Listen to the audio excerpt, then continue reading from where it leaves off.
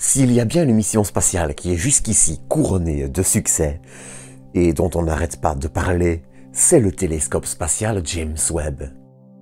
Ce 24 janvier, aux environs de 19 h, le télescope a en effet mis à feu son propulseur pour 297 secondes, soit environ 5 minutes, afin de s'insérer sur ce qui sera son orbite définitive. Mais James Webb n'est pas non plus immortel. Si, et c'est important de le noter, l'excellente prestation de son lanceur, Ariane 5, a permis au télescope d'économiser suffisamment de carburant pour espérer une vingtaine d'années de fonctionnement, sa durée de vie ne sera pas non plus éternelle. Régulièrement, le télescope devra faire de petites corrections de trajectoire afin de rester sur la bonne orbite et de garantir la bonne orientation du pare-soleil et de ses panneaux, tout en évitant d'exposer ses instruments au soleil, ce qui les détruirait. C'est d'ailleurs aussi pour cette raison que Webb ne peut pas observer la Terre et n'a pas accès à l'intégralité de la voûte céleste, mais c'est un autre sujet. Seulement voilà, son carburant n'est pas éternel, et il arrivera probablement un jour où celui-ci sera épuisé. Dès lors, on en vient à se poser deux questions. Pourrait-on ravitailler James Webb ou, au besoin, également le dépanner? Et que se serait-il passé en cas de problème après le lancement? Eh bien, sachez que la réponse est assez passionnante. Alors, entre anecdotes et détails, je vais vous donner rendez-vous juste après le générique pour parler des possibilités pour ravitailler Webb. Générique.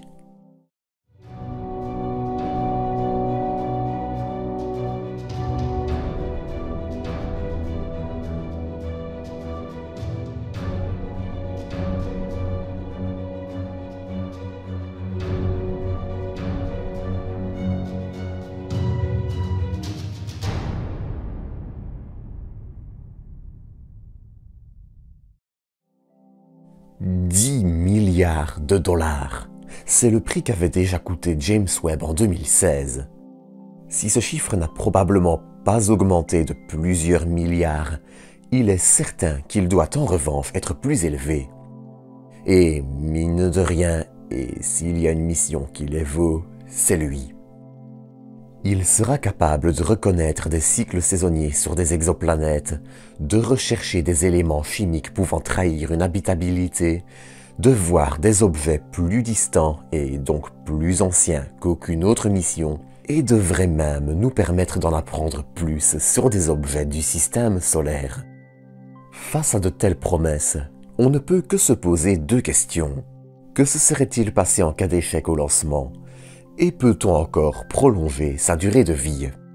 Et vous allez voir que la réponse à la première question pose les bases de la seconde. Dans une interview donnée le 25 décembre, Pamela Melroy, administratrice députée de la NASA, titre qui est quand même le second plus haut de l'organisation, se voyait poser la question d'un problème critique avec le télescope après le lancement. Elle déclarait alors ceci: « Si nous y avons pensé, oh que oui, je crois que nous pourrions éventuellement mettre quelque chose en place qui permettrait d'envoyer un véhicule de ravitaillement ou de service. Cela prendrait quelques années pour tout mettre en place. » Fin de citation. Alors, bien évidemment, il ne faut pas non plus s'imaginer une mission habitée. Dans les faits, à l'heure actuelle, aucun véhicule habité ne peut se rendre au point de Lagrange L2 à 1,5 million de kilomètres de nous. Si on peut, sur le papier, envisager des missions comme un Starship ou la capsule Orion, dans les faits, ce serait assez inutile. Et là, on va parler ravitaillement. Sur le papier, il serait en théorie possible, en jouant avec certaines valves, de ravitailler Webb. Mais il ne faut pas oublier non plus que Webb utilise de l'hydrazine, un carburant hautement toxique. Dès lors, il faut être réaliste. Envoyer des humains vers Webb serait inutilement dangereux. De plus, directement ravitailler Webb via une mission habitée ou robotisée pourrait aussi mettre en danger le télescope. Le moindre problème de circulation du carburant pourrait conduire à un désastre. Enfin, la question du remplacement d'instruments, de gyroscopes ou de caméras est là aussi un point critique. Vous le savez probablement déjà, mais James Webb, contrairement à Hubble, n'a pas été conçu pour être entretenu ou amélioré.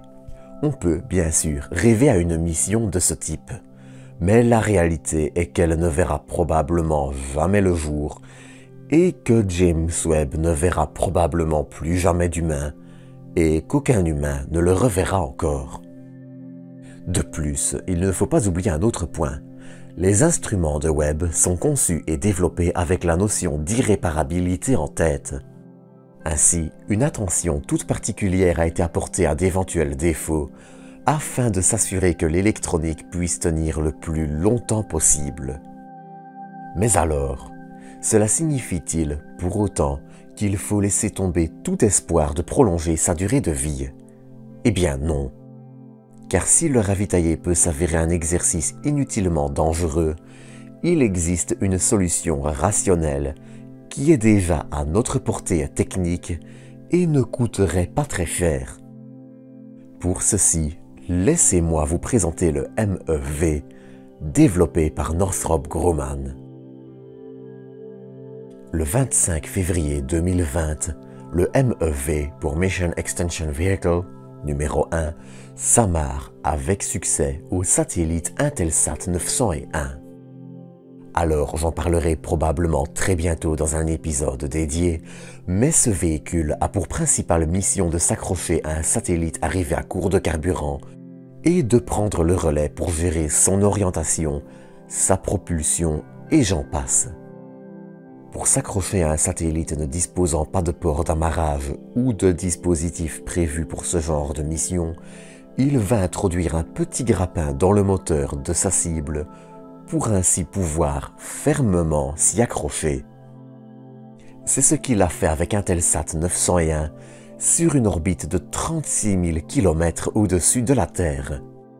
Enfin, un autre MEV, le MEV-2, a lui aussi réussi à s'amarrer à Intelsat 1002 en avril 2021. Alors, je ne vais pas tourner autour du pot plus longtemps et on va directement attaquer et se poser la question de la faisabilité de cette mission. Ce qu'il faut déjà savoir, c'est que James Webb repose sur une plateforme de satellite construite pour lui par Northrop Grumman. Cet élément, c'est le carré que vous voyez ici en dessous de l'image, illustration ayant d'ailleurs un peu mal vieilli, notamment au niveau des panneaux solaires, mais passons. Il est ce que l'on peut considérer comme le cerveau de Webb. Il contient la mémoire, les ordinateurs de bord, les systèmes de communication, il gère les gyroscopes, les propulseurs et bien d'autres. Bien qu'il ait été envisagé de l'équiper d'un port d'amarrage, l'idée, proposée en 2007, a été écartée.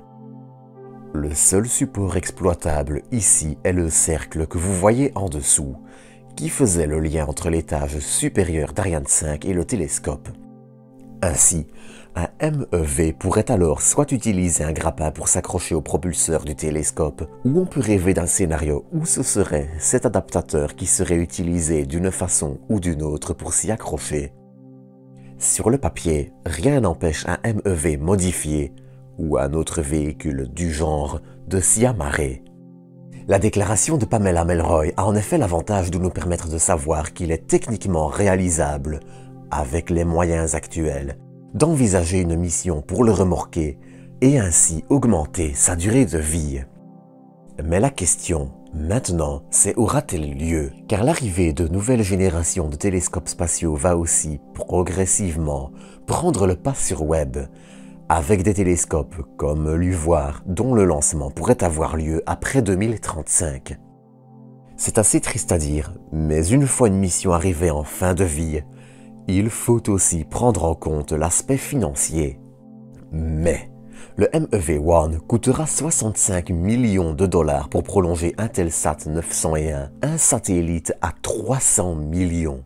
Alors certes, l'échelle de prix est totalement différente, mais on peut en revanche espérer qu'une mission de ce type vers Webb, avec toutes les modifications qu'elle implique, pourrait rester sous la barre des 500 millions de dollars, en considérant les problèmes de développement, le lancement et j'en passe.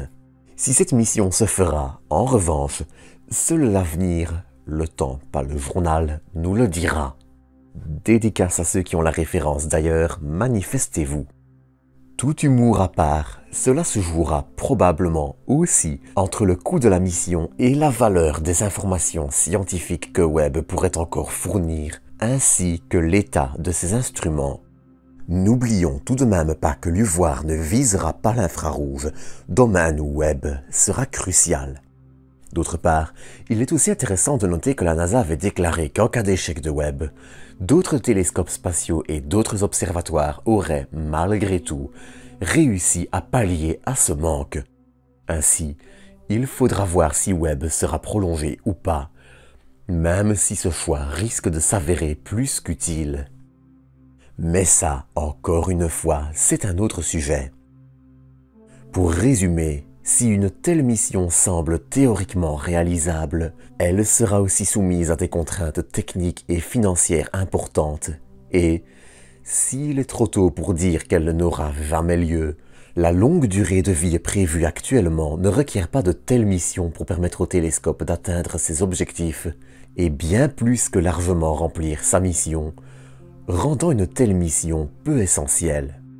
Devant ces faits, il convient aussi de rester réaliste et d'éviter de trop fantasmer, car une telle mission serait risquée, difficile et peut-être aussi un peu inutile avec un télescope vieillissant dont l'électronique ne sera pas éternelle. Et je n'ai pas encore cité les panneaux installés dans le connecteur télescope Ariane pour réfléchir la lumière et éviter la surchauffe, le possible effet sur les échanges thermiques et j'en passe. Tous ces points seraient eux aussi à prendre en compte. Si vous voulez en apprendre plus sur l'UVOIR ou Webb, je vous mets l'épisode en fiche et dans la description, ainsi que le lien de la playlist Webb. En attendant, c'est sur ceci que je vais terminer cet épisode. Comme d'habitude, j'espère que vous l'aurez apprécié et je vous donne rendez-vous dans quelques jours pour un nouveau. D'ici là, prenez soin de vous, prenez soin des autres. Et à bientôt pour une nouvelle dose d'espace.